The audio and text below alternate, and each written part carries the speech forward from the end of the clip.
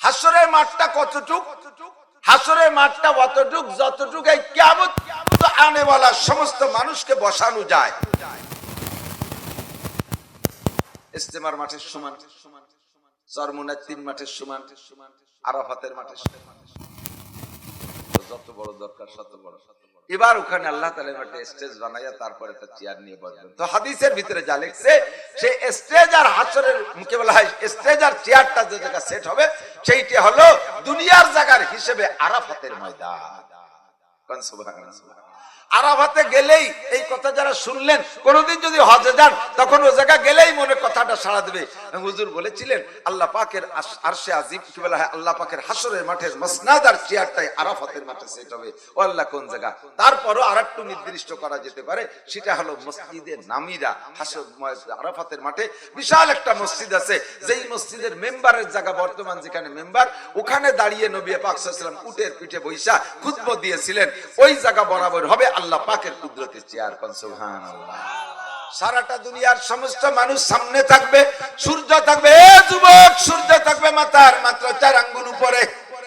সূর্যের তাপে পায়ের জমিনটা পুইড়া তামা পোড়ার মতো লাল টকটকে হয়ে যাবে। সমস্ত মানুষ পাগলের মতো চিল্লাইতে থাকবে আর বলবে, রব্বানা আখরিজনা মিনহা ফাইন শি'তা আদখিলনাল জান্নাতা ওয়া ইন শি'তা আদখিলনান নার। আল্লাহ, এই মাঠে আর সহ্য করতে পারতেছি না। ওদিকে সূর্যের তাপে মাথার মগজ টকবক করতেছে, এদিকে পায়ের নিচে যদি একটু ঠান্ডা থাকতো তাহলে দাঁড়ায় থাকতে পারতাম। সূর্যের তাপে পায়ের নিচে জমিটা পুইড়া একেবারে লাল তামা পোড়ার মতো হয়ে গেছে। মালিক, সহ্য করতে পারতেছি না। তোমার মনে চাই বেহেশতে দাও, মনে চাই দোজখে দাও, এই মাঠ থেকে বের করো।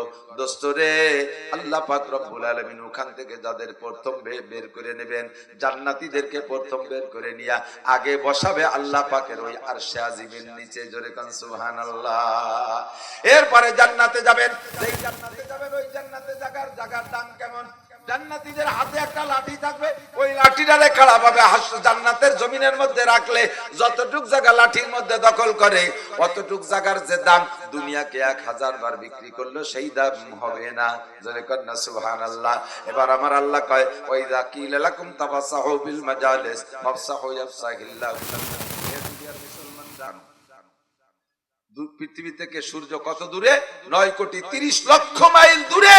আরে 9,30,00,000 মাইল দূরে সূর্যের তাপে যদি জমিনের এই অবস্থা হয়, মাথার 4 আঙ্গুল উপরে সূর্য, তাহলে তোমার ওই সময় জমিনের অবস্থা কেমন হবে? আর আমার তোমার অবস্থা কেমন হবে? চিৎকার মারে কাঁদতে থাকবো, রব্বানা আখরিজনা মিনহা ফাইন শি'তা আদখিলনাল জান্নাহ ওয়া ইন শি'তা আদখিলনান নার। মেহেরবান আল্লাহ, এখান থেকে বের করো, বের করো। মনে চাইলে বেহেশতে দাও, না মনে চাইলে দোজখ দাও, তবু এই জায়গা থাকতে পারতেছি। আল্লাহ পাক রব্বুল আলামিন সেখান থেকে 7 গুণের মানুষকে আগে বাছাই করে বের করে নেবে। সাবাতু ইযিল্লুহুমুল্লাহু ফি যিল্লিহি ইয়াওমা লা যিল্লা ইল্লা যিল্লুহু। ওই জায়গা থেকে 7 শ্রেণী মানুষকে বাছাই করে বের করবে। 1 নম্বরে ইমামুন আদিলুন, ন্যায় বিচারক মেম্বার, ন্যায়পরায়ণ মেম্বার, যেই মেম্বার নির্বাচনের পরে মাল পাইয়া যথারীতিতে ওয়ার্ডের সবাইরে সুন্দরভাবে বন্টন করে, নিজেদের মধ্যে বেশি রাইকে আর এক পাড়ায় কম দেয় তা না দেয়। যারা ভোট দিয়েছে তাদের বেশি দিয়া ভোট, যারা না দিয়েছে সেই পাড়া মাহরুম করে, এরকম মেম্বার হলি হবে না। যেই চেয়ারম্যান সুন্দরভাবে তার এই দায়িত্বকে সুন্দরভাবে বন্টন করে, সরকারের থেকে প্রাপ্ত মাল যথারীতিতে সুন্দরভাবে বন্টন করে, চেয়ারম্যানের বাড়ির রাস্তাটা বানায় পরে, অন্য এলাকার রাস্তাগুলো আগে বানায়। অথচ আমরা চোখের সামনে দেখি আমাদের এলাকার চেয়ারম্যানের বাড়িরা যদি বিলির মধ্যেও থাকে, একদিন হাঁটার পর রাস্তা ছিল না, এখন বিমানবন্দর বানাই ফেলাইছে। সুবহানাল্লাহ। কি সুবহানাল্লাহ জায়গা নেই? জোরে কর নাউজুবিল্লাহ। আল্লাহর গজব ছাড়া আর কিছু না। কথা গানটি কিনিং না। আর নির্বাচনের বছর বাংলাদেশে গজব আসে। যে বছর বাংলাদেশে ইউনিয়ন নির্বাচন আর এমপি নির্বাচন হয়, ওই বছর বাংলাদেশে গজব আসে। এর কারণ হলো ওই বছর বাঙালিরা শিরকি গুনাহ করে, মুশরিক হইয়া যায়, স্লোগান দেয়, বোতল বাইরে দিলে ভোট শান্তি পাবে দেশের লোক। বোতল ভাই যেখানে আমরা আছি সেখানে, বোতল ভাইয়ের পরিচয় গরিব দুঃখীর দরজায়, বোতল ভাইয়ের চরিত্র ফুলির মতো পবিত্র, নামাজ পড়ে না 1 ওয়াক্ত, গাঁজা খায় 5 ওয়াক্ত। আজকে রাজনীতিরা ইউটিউবাররা ক্লিয়ার ছাড়িয়ে দিবি, যারা গাঁজা খোর, ইয়াবা খোর, ফেন্সিলির হিরোইন খোর, নারী খোর, চরিত্রহীনদেরকে ভোট দিবা, ওরা নির্বাচিত হয়ে আরো অন্যায় বাড়াই দেবে। কতক্ষণ?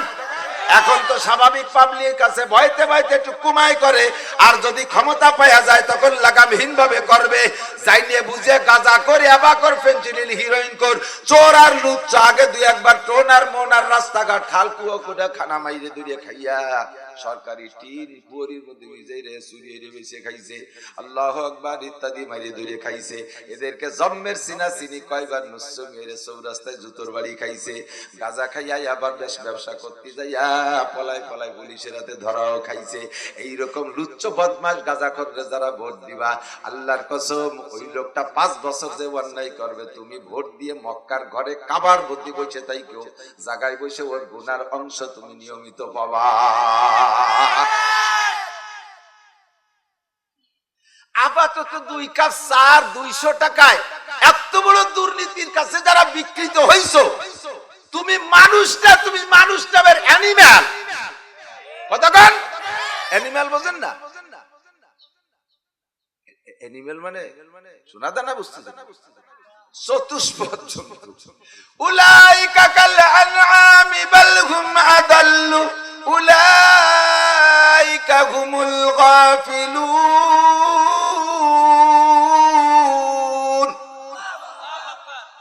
আমার শুননাই বলে তোমরা আল্লাহু আকবার আসতে কথা বুঝি। আবিজুর রহমানের শুরু করে সারি সমস্যা শুননা এলে কি হবে? একটু জোরে কর আল্লাহু আকবার। আমি কই না, আল্লাহ কয়। বাসা খুঁটা করে যারা সিদ্ধান্ত না নেয়, এগুলো চতুষ্পদ জন্তু বরঞ্চ তার চাইতো খারাপ। কারণ চতুষ্পদ জন্তুটিও বাসা খুঁটা করে খায়, ভেদ বিবেচনা, বিবেক বিচার বিশ্লেষণ করে খায়। গরু ছাড়িয়ে দেবেন ডাঙ্গায়, মাঠে, চকে, কত ঘাস আছে, সব গাছ গরু মুখে নেয়। তার যেটা খাদ্য সেইটাই নেয়, তার যেটা উপকারী সেইটাই সে নেয়। অখাদ্য ক্ষতিকারকটা সে মুখে নেয় না। যদি কোনো ভালো গাছের সাথে ভুল করবে, খারাপ গাছ ঢুকে যায়, দেখবেন জিভে দিয়ে নাড়ায় নাড়ায় সেই খারাপ ডালে বের করে দেবে। ঠিক না? গরু ডায়ে বসলো, অখাদ্য খাওয়া যায় না। তুমি গরুর চাইতে নিচে না হলি, তুমি কেন অখাদ্যরে ভোট দিয়া 200 টাকার বিনিময়ে বিক্রি হইলা? তুমি গরুর চাইতে খারাপ, তুমি কুত্তর চাইতে খারাপ, তুমি শুকরের চাইতে খারাপ। কথা বলেন ঠিক কিনা? 5টা বছর পর্যন্ত উনি যা ইনকাম করবে, তুমি সদকায়ে জারিয়া করে বসে বাবা। সুবহানাল্লাহ। আল্লাহ হেফাজত করুক। এই যে জায়গা বসে আছে, এই জায়গার নির্বাচন তো হয়ে গেছে, এই জায়গা তার পুলিশ খেতে আসতে পারতে জানে। আল্লাহু আকবার। আমার দিক তাকান। 1 নম্বরে নাই বিচারক বাচ্চা। এই বাচ্চা মেম্বার থেকে প্রেসিডেন্ট পর্যন্ত যে যে ডিপার্টমেন্টের দায়িত্ব, সেই সেই ডিপার্টমেন্টের বাচ্চা। কতক্ষণ? আমরা নির্বাচিত কেউ না, তবে আমি আমার ফ্যামিলির বাচ্চা।